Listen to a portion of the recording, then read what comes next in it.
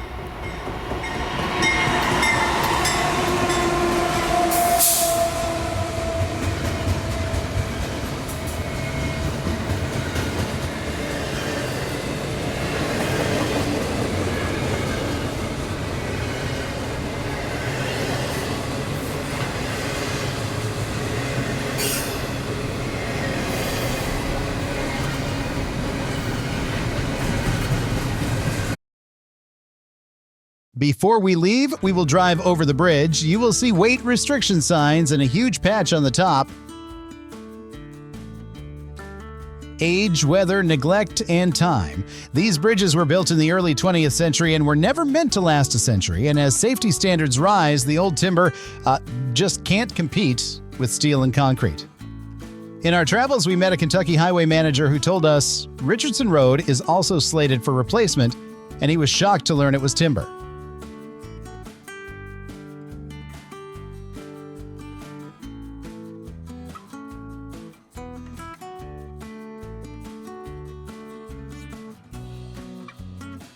Next up is Cherry Grove Road, south of Williamstown. Unfortunately, it is out of service now, but we catch a southbound train with a DPU hustling underneath it.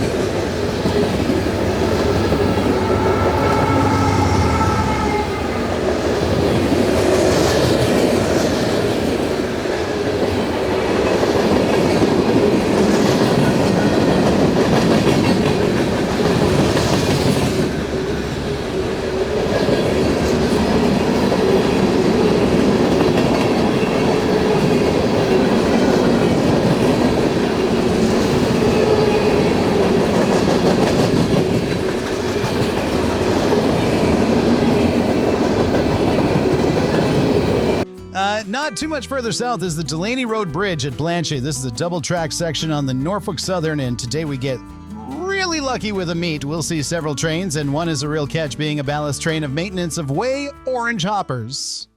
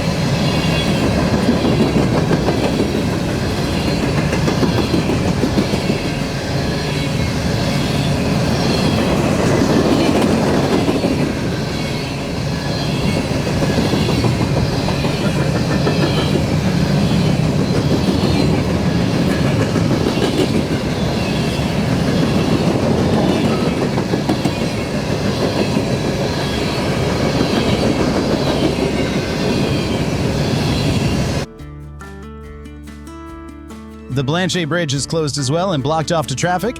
It is weathered and cracked, but these bridges aren't just old. They're living artifacts. Each one tells a story of engineering, labor, and the changing American landscape.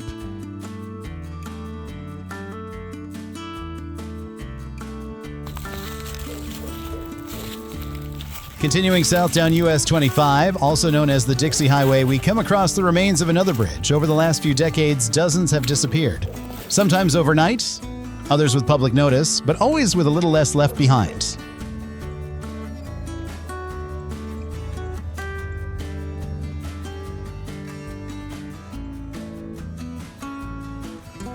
Fields Road south of Corinth is our next bridge. It has been closed to traffic since our last visit, so that is a major disappointment. It's also a bit of an annoyance since getting to the other side requires a big detour.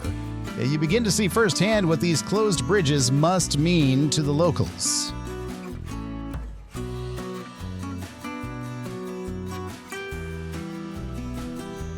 The drive to the other side, however, is full of local Kentucky color. Country back roads, narrow lanes, creeks, double wides, abandoned cars, farms, and critters, and hardly any people to bother you. It's what makes rail fanning and exploring this part of Kentucky fun. When we finally arrive at the other side, we find the usual road closed sign and a large pile of dumped gravel, which is pretty effective at blocking traffic. For some people, these bridges were childhood playgrounds or places to hang out on a country road. For us, they still are useful historic photo props and locations. Let's see a couple of trains slamming through this location. First is a northbound, and the second train is southbound. It has a DPU that was the second train, but was told by the dispatcher to combine and run as just one train.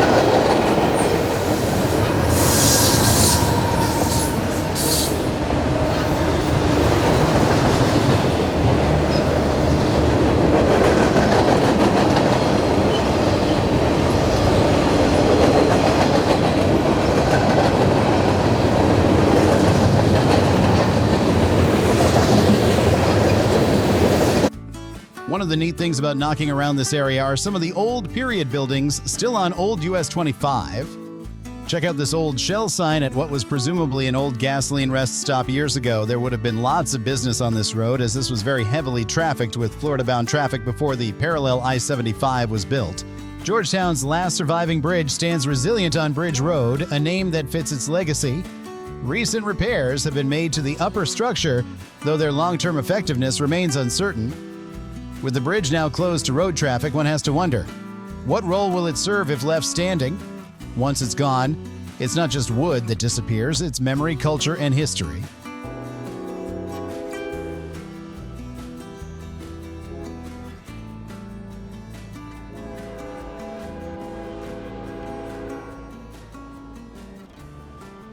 Scenes like these won't be possible once these bridges are gone, so let's enjoy a couple of southbound trains while we can.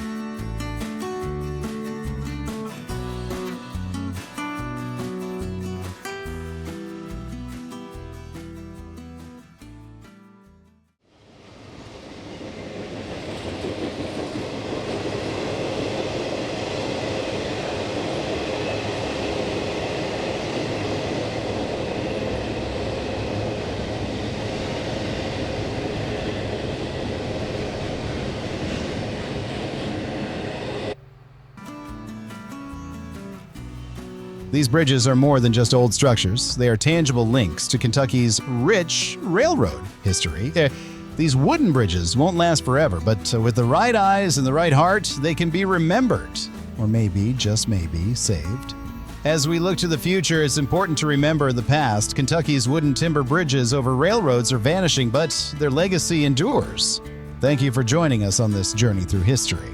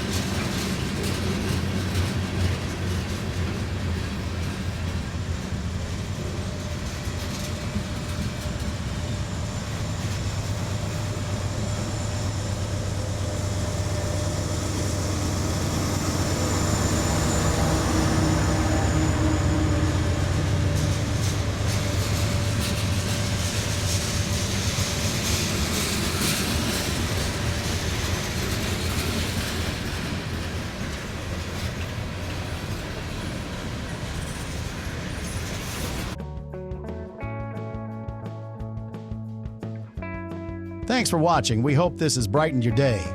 Don't forget to hit the like button, share with your friends, and subscribe. You don't want to miss any of our exciting new videos. They might be steam, diesel, vintage, modern, travel by train, or anything transportation. See you trackside.